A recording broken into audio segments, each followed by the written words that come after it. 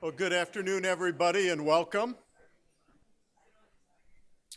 Today we have the privilege of hearing from the first of our Cancer Center Director candidates, Dr. William Hahn. And as you see, he's going to be talking about vision and opportunities. I think many of you know Dr. Hahn, but very briefly, let me just go through some highlights. He went to Harvard undergrad, where he graduated Phi Beta Kappa, Biochemical Studies, summa cum laude. Subsequently, he received his MD and his PhD in immunology from Harvard, did a postdoc at the Whitehead Institute, did his internal medicine training at MGH, followed by an oncology fellowship at Dana-Farber. His career has really been marked by excellence in research, in education, as well as a very active role in clinical medicine, where he's a member of the Dana-Farber Genitourinary Oncology Group. I think, as all of you know, he's been very well funded, has been recognized with multiple honors and awards for his expertise in science. He just completed his presidency of the ASCI, and is also a member of the AAP. He's had a very active training program, been on 34 graduate thesis committees, teaches in a multitude of courses at Harvard, and has a very, very active research lab. To quote, but a bit, as background, we have developed genetic methods that permit the construction of genetically defined experimental models of the major human epithelial cancers from primary human cells through the manipulation of oncogenes, tumor suppressor genes, and telomerase. These model systems have permitted us to study the molecular interactions that lead to cancer. So without further introduction, it gives me great pleasure to welcome Dr. William Hahn to the University of Michigan.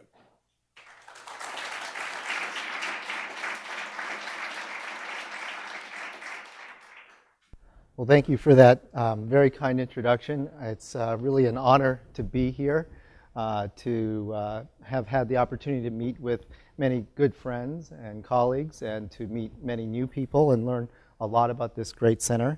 I'm particularly grateful that you're willing to accommodate and host somebody from the Michigan of the East to come here and talk to you a little bit about my thoughts on where we are in cancer and where cancer centers, and particularly this great cancer center, may go in the future. So let's see. Let's see if I... okay. So I think if we think about cancer, it's really a tale of two cities in such sense. On one hand, there's been remarkable progress in our ability to treat and understand cancer. Advances in surgery, radiotherapy, and chemotherapy have really made a huge difference in the care of patients. And I know this in particular, that in renewing my boards recently, there were really very few cancers that when I took the boards the last time are treated the same. And I think that that's a remarkable change. The last time I took the boards, you could probably put carboplatin and Taxol on 90% of the questions and get them right. You probably didn't put them for almost any questions on the last one. At the same time, there's been advances in technology and science that really have allowed us for the first time to get a draft molecular landscape of cancer. And this is an example from one of my colleagues, Matthew Myerson, for non-small cell lung cancer. But through national and international efforts, we really have a fairly good idea of the molecular alterations in human cancers. And certainly, investigators at the University of Michigan have been major contributors to this understanding. I think it sets the stage for now understanding in detail metastatic lesions and what happens after treatment. But it's really remarkable to think that when I started my lab 14 years ago, cancer was still largely a black box. We didn't know what mutations occurred. We didn't know the frequency of most of those mutations. And today, the graduate students in my lab find that unfathomable. At the same time, there have been examples where mutations that are found in many of the common and less common cancers have been studied to the point where small molecule inhibitors have been created. And in the case of CML and imatinib, one of the first examples of kinase inhibition, this has dramatically changed the course of the disease. A disease that was treated by bone marrow transplant and often fatal is now an outpatient disease in which many patients are in long-term remissions and, although maybe not cured, are spared cytotoxic chemotherapy. A disease like melanoma, when I was a fellow, the trials that were being planned in melanoma were powered so that if they saw one response in 44 patients, that was considered a positive trial. Today, we're disappointed if we don't see a 70% response in a selected patients in melanoma, as you might see here with BRAF positive melanoma and venurafenib. The other thing that I think is exciting to me personally, and I think also to the field, is that immunotherapeutic approaches have really begun to show promise and efficacy. I went in my graduate program in immunology. I went into that because when I was a senior in college, Steve Rosenberg published the first papers on high-dose IL-2 and how he could cure a subset of melanoma and kidney cancers. And I thought if I didn't become an immunologist, cancer was going to be cured before I had a chance to get into the field. And what I learned in my graduate work was that immunology was a really rich environment to learn science, and I was really grateful for that experience. But the immunologist had a long ways to go before they were going to cure cancer, and that's why I went and trained in cancer biology. Maybe I should have stuck it out because I think these are some of the most exciting responses that we're seeing in patients. And I think it really starts to say that the long-held idea that the immune system could be harnessed to treat cancer is really coming of age. The other thing that I think is really exciting and has led to palpable differences in how we think about discovery and translation in cancer is that the time frame of translating a basic discovery into a clinical test to test if it works in patients and to see if it has efficacy has remarkably changed. The time frame from the discovery of the Philadelphia chromosome to the first trials of imatinib were 25 years in coming. And certainly cutting-edge science pushed that all the way along. And you could look back and say there were very few detours made along that path. This example of EML4 ALK fusions in non-small cell lung cancer, I think, are particularly telling to me. This fusion was discovered by Hiro Mano's group in Japan in 2007. By 2011, you had early approval of a kinase inhibitor, crizotinib, for ALK-positive lung cancers in Europe and the United States. And just a few months ago, we already have second-generation inhibitors that are much, much better than the first-generation inhibitors. And to think about the time frame of 7 years from the discovery to second-generation inhibitors, to me is a really remarkable statement about how far the field has come and the promise that we have of using molecular genetics to understand cancer and how that might transform therapy. So one of the things I think overall is through prevention, better treatments, better diagnosis, improved care for cancer patients, both during and after therapy, the death rate to cancer has started to go down. And this is somewhat old data, but over the last few years, the death rate continues to come down in the United States for many of the major forms of cancer. And I think all of this would suggest that we're at a time point in cancer that's very remarkable. The future is very bright. and that there's a real enthusiasm and energy about what one can accomplish in this field. At the same time, if you look at this data from a different lens, you can conclude that we have a lot to do. Even though the death rate is coming down, cancer is still a major killer in this country and around the world. And with the aging of the US population and aging of populations around the world, we can project that cancer will continue to be a major cause of morbidity and mortality going forward, and that for too many cancers, despite dramatic increases in our ability to understand and diagnose these cancers, we still can't do anything to stop the progression of the disease or the natural history.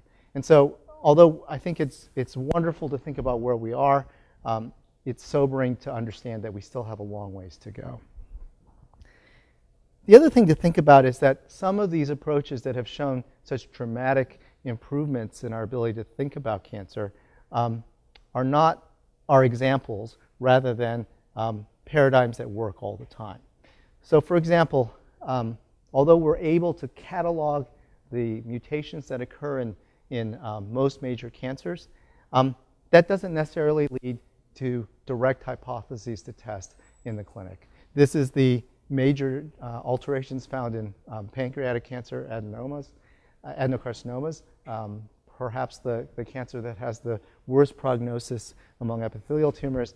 And of the most common mutations that are found in nearly all these cancers, none of them are immediately druggable, and there are no clear strategies in the clinic or in preclinical models that anybody would be willing to bet their house on that are going to work. And so I think that's a sobering thought that we have a major killer and still a lot of work to do, and even characterizing the genomes haven't yet given us the solution.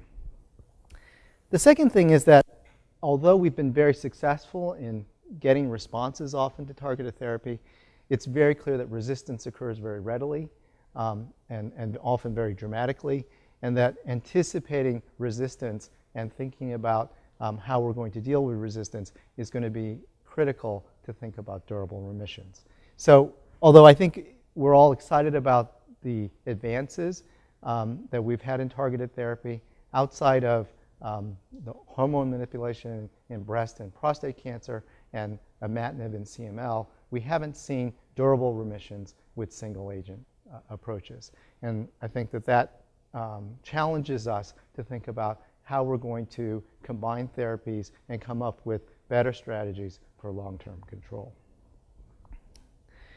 In addition to the scientific challenges ahead of us, I think everyone in this audience knows that the way we do business has fundamentally changed. We've been operating under stagnant or decline in real NIH dollars over the last decade, and that's not likely to change dramatically over the next few years. The care that we deliver, although better, improved, and better for our patients, is increasingly complex and very expensive to deliver. And the environment of how we get reimbursed for the care we deliver is constantly changing and under great scrutiny to have all of us justify the great cost of what we're doing in what we're delivering to patients. In addition, I think as educators, we understand that the entire framework and understanding of how we educate students, fellows, postdocs, all of the assumptions are different now. There are different regulations and rules. The opportunities for our trainees for their futures are very different than they were when many of us trained. And I think we have to rethink about how we're going to adjust our mission to continue to develop the next generation. So in a way, we have a very Dickinsonian problem here. It's the best of times and perhaps the worst of times.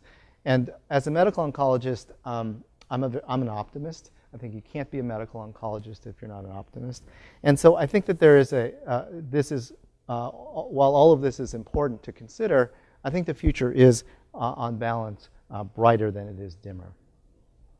And so I think that with that as a background, we can think a little bit about what the role of a comprehensive cancer center is. And there are a limited number of comprehensive cancer centers around the country, and I think the mandate for what these centers do has remained clear and constant. First, the cancer centers are expected to deliver outstanding cutting-edge care. They are to be the beacons of hope for communities and patients with cancer. The second is that they should be the centers of innovation and research that change the standard of care.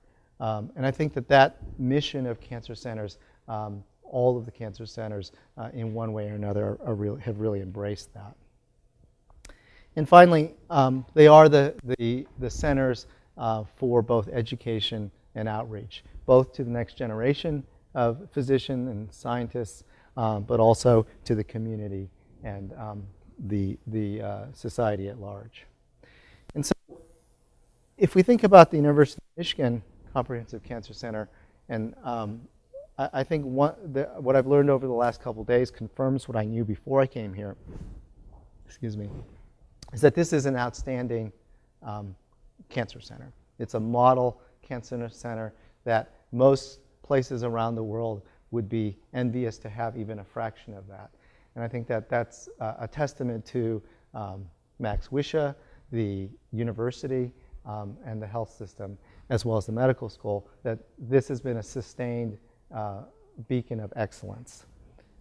I think with that as a foundation, I think looking at the future, the goal should be that this should be an international center for excellence and innovation in cancer, to build on that outstanding foundation and move it to the next level of thinking about how we're going to connect science and medicine.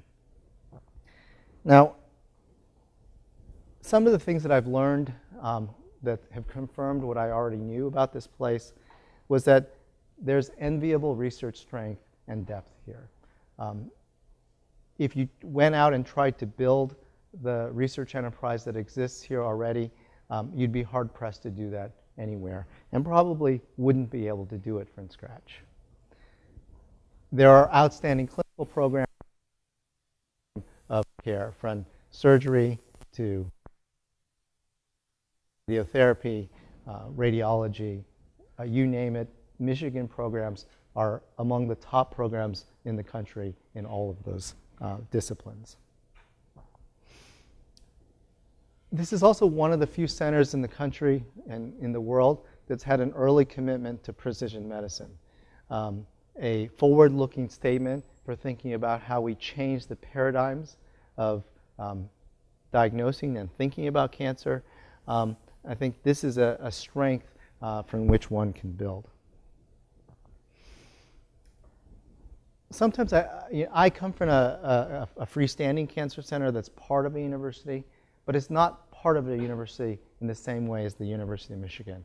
This is truly one of the great universities in the country, one of the few universities of its size and scale in the world, and I think that gives the Cancer Center great opportunities that don't exist elsewhere. And then finally, I've come to understand, and in some ways already knew, that the University of Michigan has a treasured position in the community. People look to the university with great reverence, with high expectations that are usually delivered upon. And I think more than that, there's a network of alumni who are loyal to the University of Michigan in a way that most universities would are very envious that they could have alumni that are so tightly loyal to a place that they went many years ago. So I think these are the strengths among many that exist here. So there's an outstanding cancer center. There are all these strengths. And the question is, what could you do to make it better? And I think that's a challenge, but one that I think is possible because this is one of the few places where the necessary components to think about how to fundamentally change our views of cancer is possible. Now, this, I think, is a very simple diagram, but I think most cancer centers, and most of us who have worked in cancer, have divided ourselves into two pieces. One is fundamental basic research in the causes of cancer, epidemiology to understand, and population sciences to understand the role of cancer in the community, but research that exists to understand cancer. And at the same time, developing clinical care and delivering clinical care. And there have been connections between these two, but they've been opportunistic and sometimes stochastic. And I don't think that's for lack of trying, but I think it's because we haven't had the tools to link these two enterprises in the way that we all imagine they should be linked. And so I think this is not unique to the University of Michigan. I think it's been the challenge for the whole field, where these two things and the connections between them are often talked about, but the examples of where there's been true synergy are actually few and far between. Now, I think that we're at a place where this can change. And the reason I believe that it can change is that part of the reason this connection has been tenuous and hard to do, and have led those in the pharmaceutical industry to call this the valley of death, is that it's been impossible until recently to actually study human material, human tumors, in the ways that we would need to study them to really make progress. And that has fundamentally changed over the last decade. We now have the tools to interrogate the molecular characteristics of tumors. We have increasingly powerful and multidimensional tools to look at tumors. And they're being applied broadly in many cancer types. And equally important, there's been a revolution in information. The amount of information that is tied to every patient, whether it be clinical data, laboratory data, genomic data, is exploding at an exponential rate. And those two things, I think, are going to change our ability to actually study cancer in the human organism and to really understand the disease in its host. And so it's not that we're going to ignore model organ systems or not deliver care in the ways that we used to, but I think it presents an opportunity to have the ability to study cancer in humans. And that, I think, is going to fundamentally change how we're able to translate discoveries from basic science labs to the clinic and then back from the clinical observations to reach a better understanding of cancer.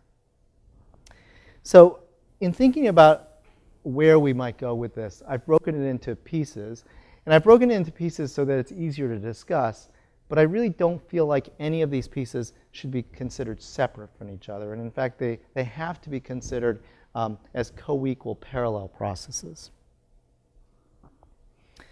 So in terms of research, I think the Cancer Center has to continue to pursue innovative research in every arena that advances our understanding of cancer. We're still not at the point where we have enough knowledge to turn cancer into an engineering problem, where we know all the variables and we just need to solve how to put the box together. It's still a discovery problem. We still know only a fraction of what we need to know to understand the molecular, cellular, organismic, and population basis of cancer. And that activity has to be supported, nurtured, and increased over time. At the same time, I think we have to look beyond the fields that we traditionally think about in cancer and integrate and broaden our connections to create new opportunities with new technology.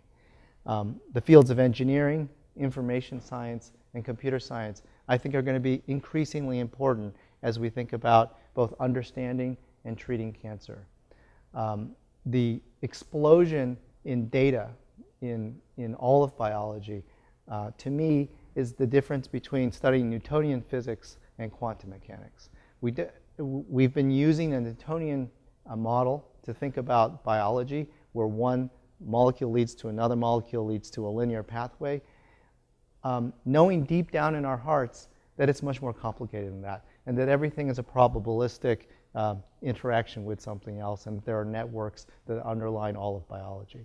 I think we need to move into those spaces, and our colleagues in other fields have been thinking this way for many, many years. And I think this is one of the advantages of Michigan, is that it is a university that has great strength, innovation, and depth in all of these fields. And I think that's an area of great opportunity going forward.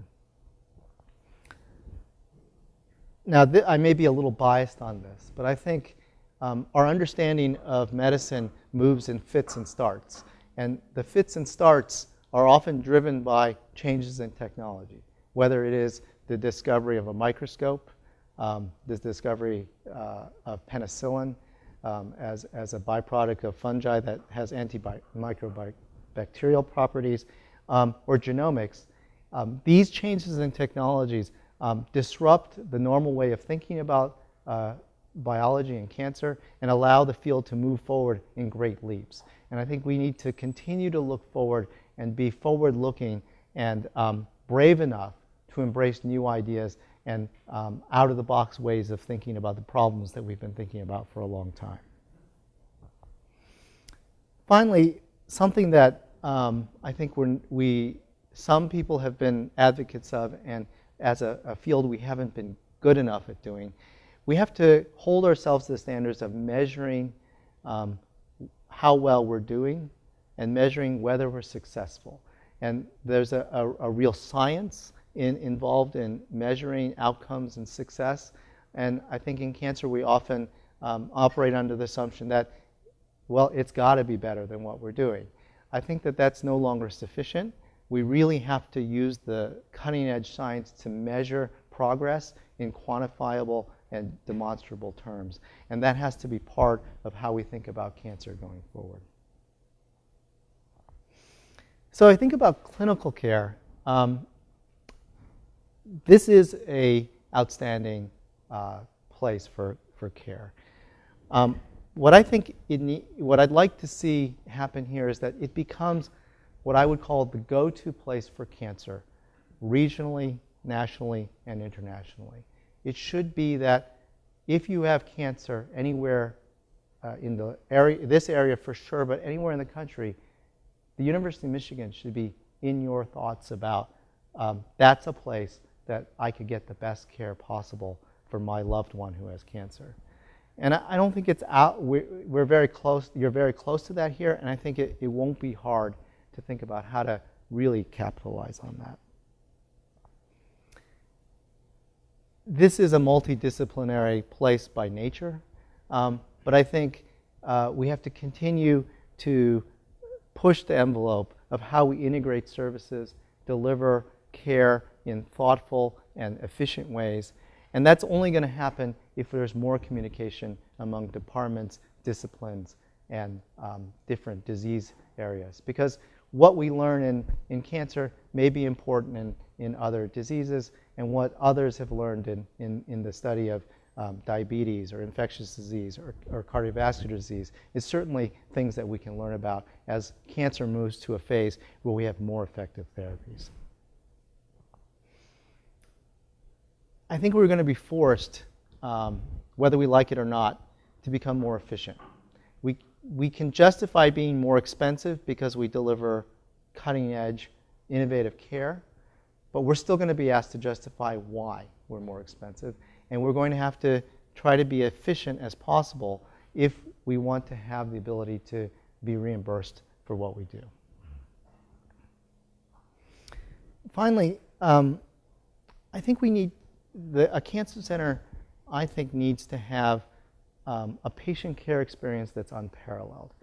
The patients need to come to a place where they feel like from the moment they walked in to the cancer center that they were welcomed into an environment that understood that they had cancer, that took care of them and their family in a way that they couldn't get that care anywhere else.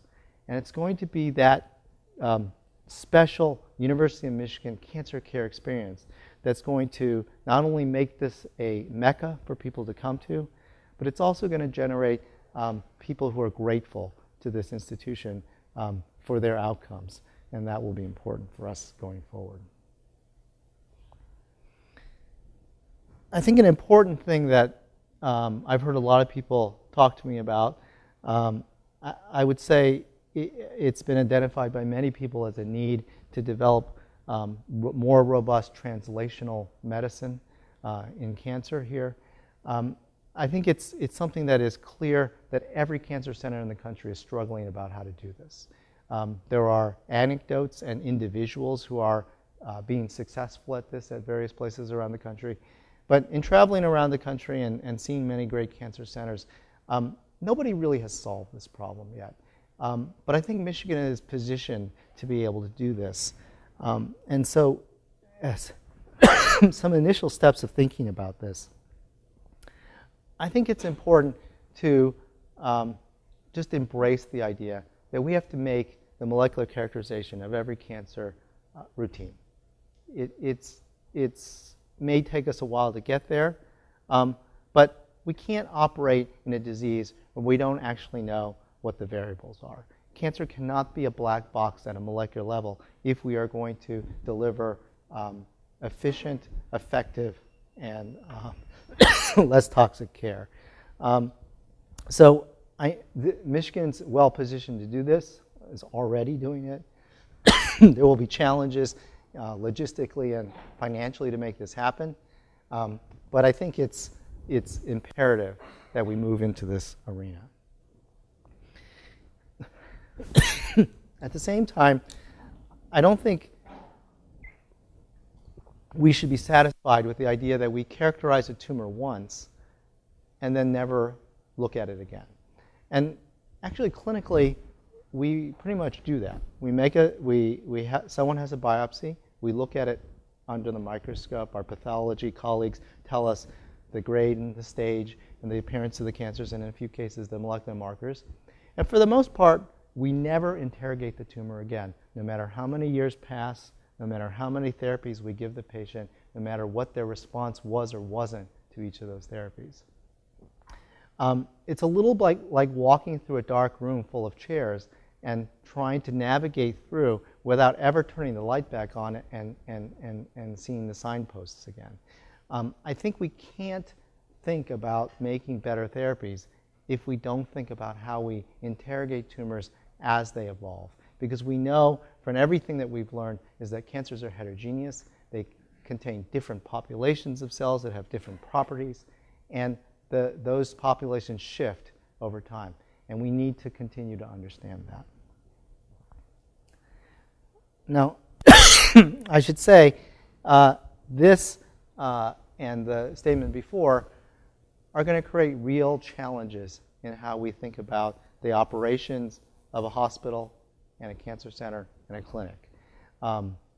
We all know that research and research biopsies and research imaging muck up the works of a hospital.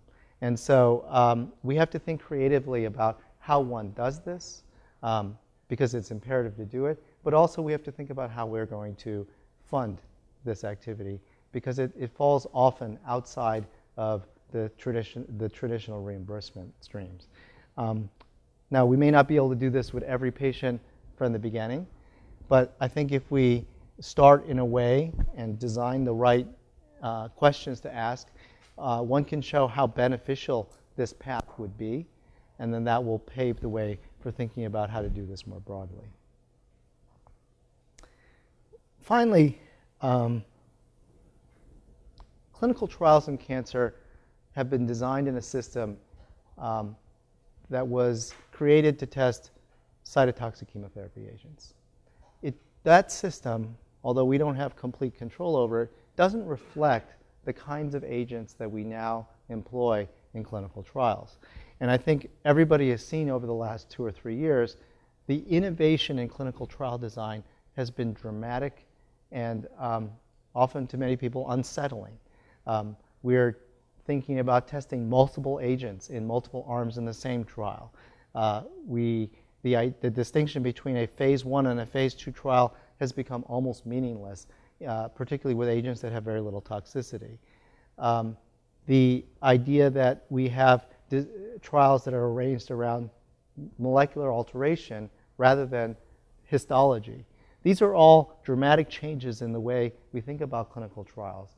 And I think as unsettling as all of this is, it's a great opportunity for a cancer center like this to build a translational cancer infrastructure and effort that takes advantage of what is the next generation of clinical studies. And becoming the leader in this doesn't take that much effort because no one's really figured out how to do it.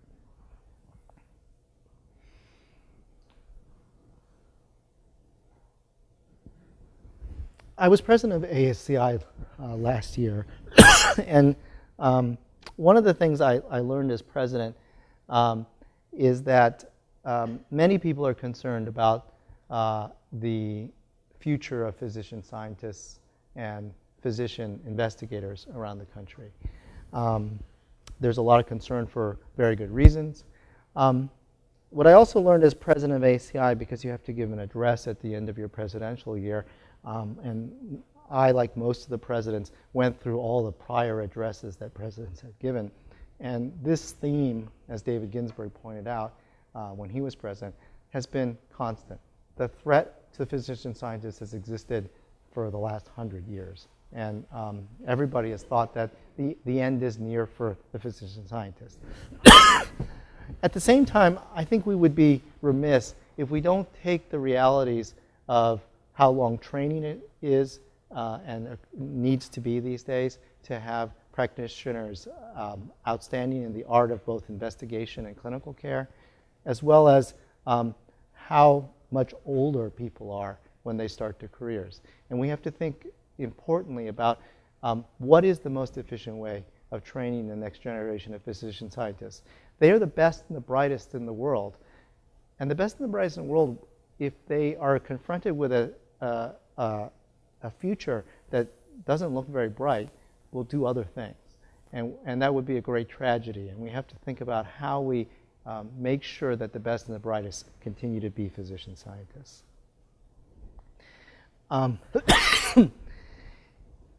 All of us who are practitioners know that the requirements for us to remain certified continue to go up every year. This is probably a good thing for most physicians. It's always been scary to think that if you finished medical school or your residency and went out into practice, that might be the last time that anyone ever checks to see if you're up to date. I think it's a good thing that we're requiring people to be up to date. But I think that represents an opportunity for great cancer centers such as this one to educate physicians about how care is delivered, what are the standards, and I think it will help build rapport with the community of physicians who are going to be our colleagues going forward, that no medical center is going to live by itself in an oasis. They're going to require good relationships with the local and regional communities. The second, or the last thing in education that I wanted to touch on is cancer centers play an important role in educating the community about cancer. Most people, when they get the diagnosis of cancer, are very scared. Their families are equally scared. They're looking for information. And unlike a decade ago, they can find tremendous amounts of information on the internet, only some of which is correct. And so we need to take a more active role in controlling and expounding and pushing out information that is really correct, that really helps people understand what their disease is, what their options are, and where they can get more information. Because as we all know, the amount of information on the internet that you can get is much, much greater than what is actually something that you should believe in. So, in thinking about this, I'm going to do something here that I hope people don't think is sort of arrogant or off-putting. I want to try to just put out there as a straw man model some thoughts about how you might create some structures in the Cancer Center that would allow the Cancer Center to achieve some of the bold goals that I've outlined in the last few minutes. First is something that already exists. You have the Michigan Center for Translational Pathology. This is an essential part of what I would consider a precision cancer medicine effort.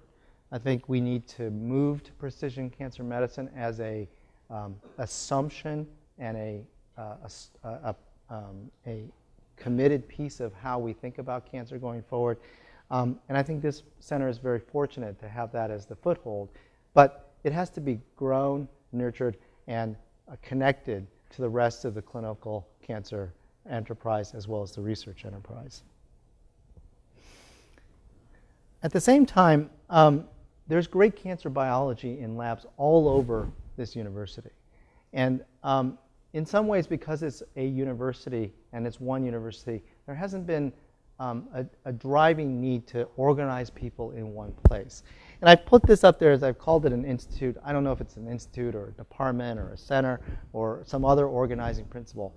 But I think it's important as cancer science has evolved and become very specialized in many ways, to have a way to organize and to bring together people who are interested in cancer research so that synergies can occur and that we can have a place where other parts of the university can easily identify a place if they're interested in cancer. So I don't know if this has to be a physical place or a virtual place, but I think some idea about an organizing principle about that and a feeling that there is a cancer biology science entity is important to think about.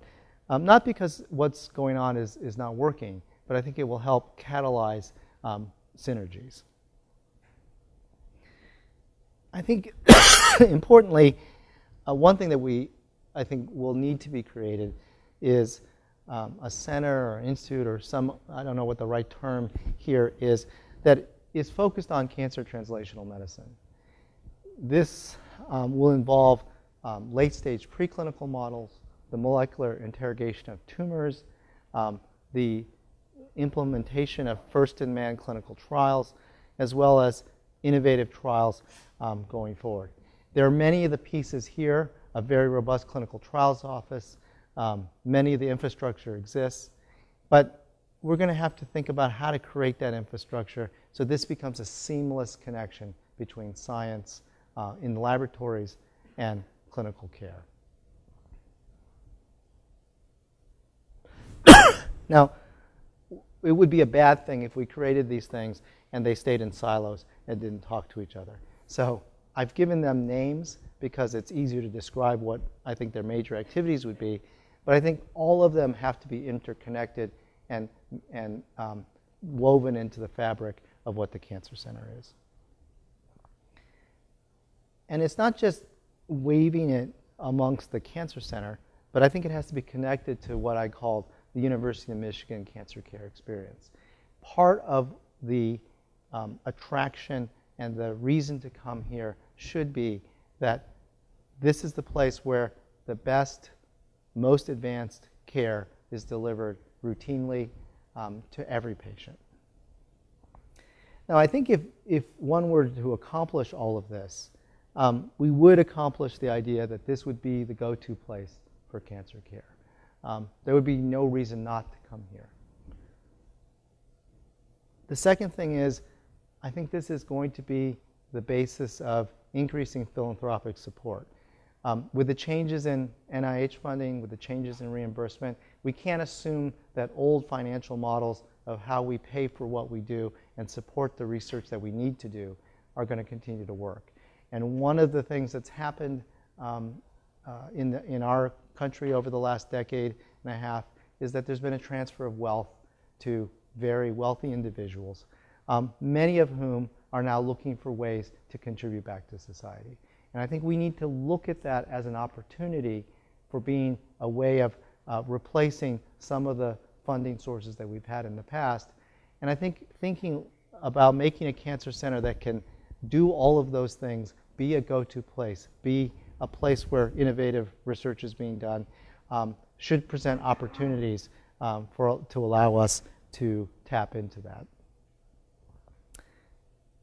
I think if you build all of the things that I've discussed, it'll become easier to become the preferred center for innovative clinical trials. Everyone who tries to do clinical trials knows that it's a bit of a dance. It's like a junior high school dance between you and the pharmaceutical company about whether or not they like you enough to give you a trial or a drug. And you always have to think about, well, I don't really want to do that trial, but I'll do it because you might give me a better one later.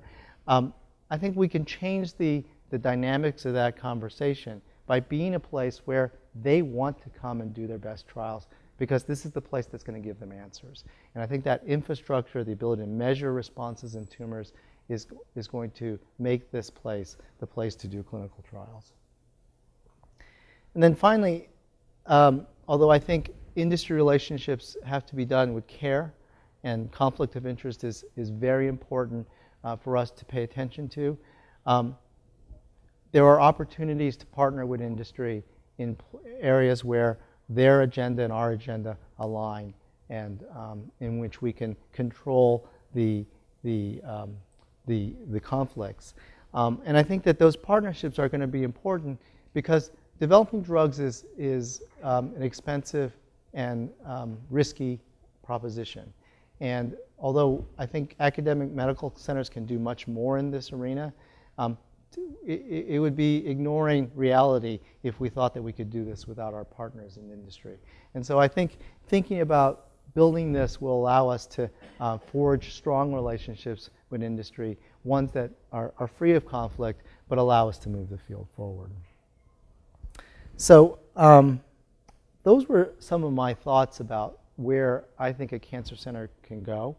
I think you could say this should be the aspirations of any great cancer center, but I don't think there are many cancer centers in the country that could even entertain even a fraction of the things that I put up there.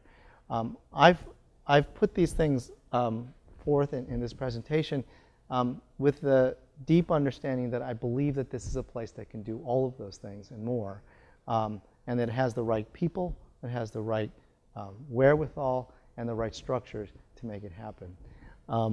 I think these are ambitious goals, but why have a comprehensive cancer center if you're not going to have ambitious goals? And with that, I'd be happy to take any questions.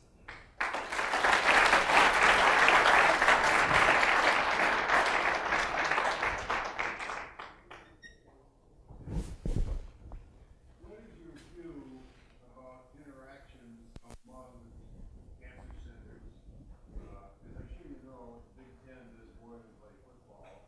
There is a Big Ten cancer center network, for example. I'm just wondering what your view is about interactions among cancer centers as a way forward. I think it's going to be essential. As we subdivide patients into smaller and smaller subsets based on what we know about the tumors, no one center is going to have enough patients probably in most diseases to do the studies that are necessary to show, to move the field forward. So I think having robust partnerships with other cancer centers is important. I think it's important to pick the right partners depending on what questions are being solved. Some of them you're going to want equal partners in the relationship, and others you're going to build because they have access to patients that we don't have, or they have access to pieces of the question that don't exist here. But I think I'm a strong believer that collaboration and openness and transparency and sharing is something that we need to do to move the science forward, and it's also something that the public expects and demands that we do.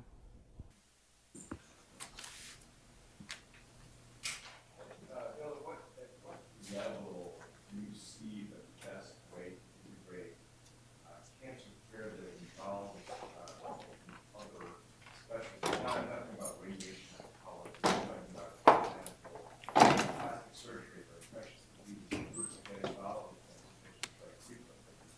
How do you see integrating those groups into cancer centers? Well, I think when we think about cancer care, all of those things are incredibly important. as I mentioned, cancer care is incredibly complex, in part because it involves many, many subspecialties and many, many disciplines. I think there have been many examples of infectious disease or other fields that there have been people who've developed a special interest in the problems associated with cancer in their discipline. And I think the Cancer Center should embrace those individuals, as well as the research programs that underlie that, and have that as part of the research mission as well as the care mission here.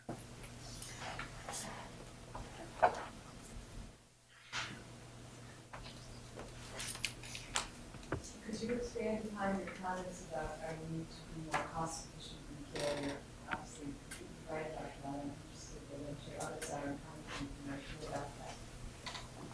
Well, I think cancer centers are always going to be more expensive than the cheapest place around, just because we have many missions. We have a research mission, we have an education mission. We're not doing business as usual, and we're not making decisions about how we care for patients strictly based on efficiency. That being said, I don't think we can continue to operate ignoring efficiency. One, because I think we're going to be asked to, and two, I don't think our clinics run very well when we don't think about it. So I think we have to do it for ourselves, and we have to do it because other people will ask us to do it. And that's why I think this science of measuring outcomes and collecting data about what we do becomes very, very important. I think we can be aided in the informatics systems, and I know you've already integrated Epic, and I know that that's always a traumatic experience for every center that goes through that. But I think thinking about how we collect data and really measure how well we're doing is really the key to making things more efficiently. I think it's very hard to improve a process if you don't actually measure what you're doing in quantitative terms, and then hold yourself to the standards that you want to achieve by looking at those numbers hard and asking yourself, well, how do we do better? I realize you only have an hour and you tried to cover a great deal, but I didn't hear anything, and this is an opportunity for you to speak to issues like cancer prevention, cancer survivorship, and related issues. Yes, I apologize for that. It was a challenge to think about every aspect of cancer. I think prevention is clearly, right now, the most effective way of treating cancer is to prevent it from ever occurring. We've made great strides in the U.S. to do that, but I think there's a lot of work and important research that's ongoing there, and that's clearly part of the Cancer Center mission and repertoire that needs to be represented. When I think about the University of Michigan cancer care experience, I don't think that stops when we stop treating the patient.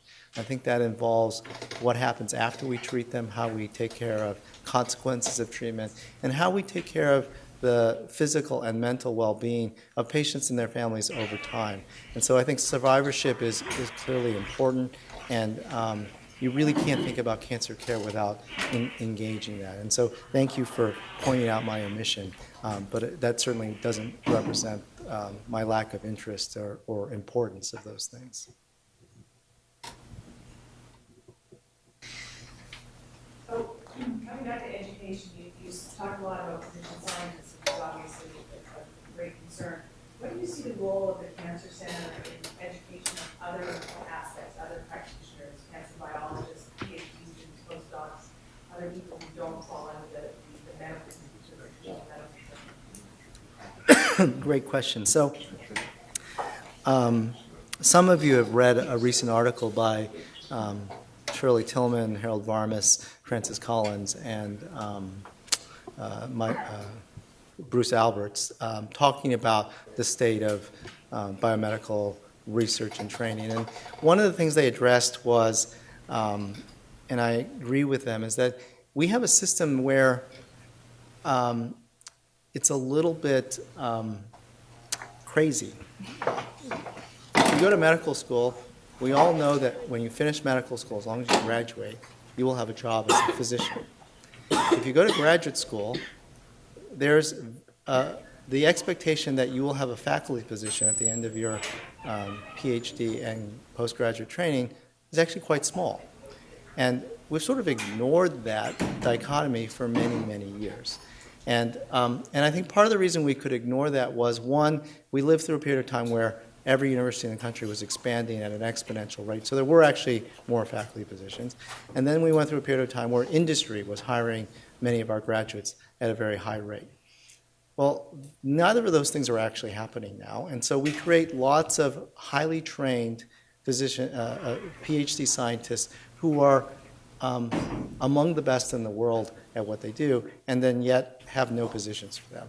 And I think one of the things that we have to think about is there are other career opportunities for highly trained scientists who want to be involved in cancer, but may not want to be traditional faculty, or want to contribute to highly complex scientific problems and have a career in a university like this, but aren't faculty. And I think that that area of scientists and a career track for scientists is something that I've been deeply engaged in Boston, and we've created such a scientist track at the Dana-Farber and at the Broad.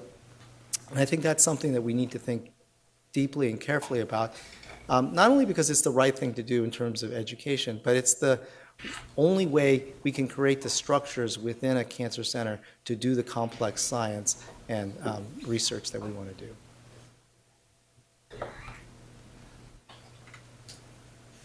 So coming back to the problem of the physician scientist, the real pressures on anybody who's trying to do both clinical work and either basic, still basic, and translation research are tremendous.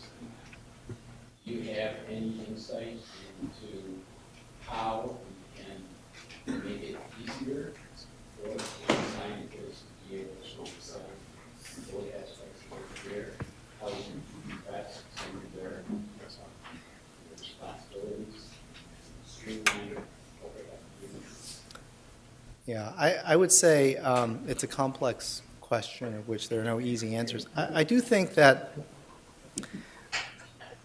one thing that physician scientists have to embrace is that by choosing to be physician scientists, they aren't necessarily narrowing some of the things that they can do, because they're trying to do more than what most people are trying to do. So I think physician scientists, if they want to be involved in clinical care, which I think is incredibly important, they need to define the area of clinical care that they engage in that's connected to the research they do.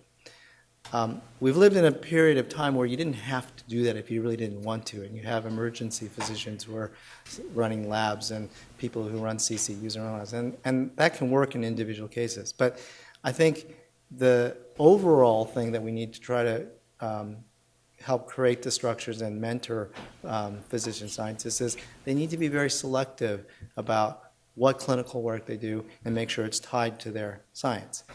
At the same time, I think if we build this translational research infrastructure, there is a place there where physician scientists can uniquely do both ends of what's necessary to do their work. They can see the patients on these innovative trials and do the science that's related to them.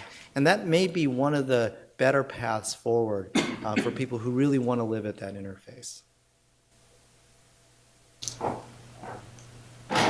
Well, given the time, I think we'll bring this to a close. One thing I want to thank Dr. Hahn for is that he was already scheduled to come and be the grand round speaker tomorrow in internal medicine, because it's internal medicine research day, and he was very, very generous with his time to extend it forward to join us for this time. So I'd encourage any of you that want to hear the other part of his very accomplished career to come to Grand Rounds Internal Medicine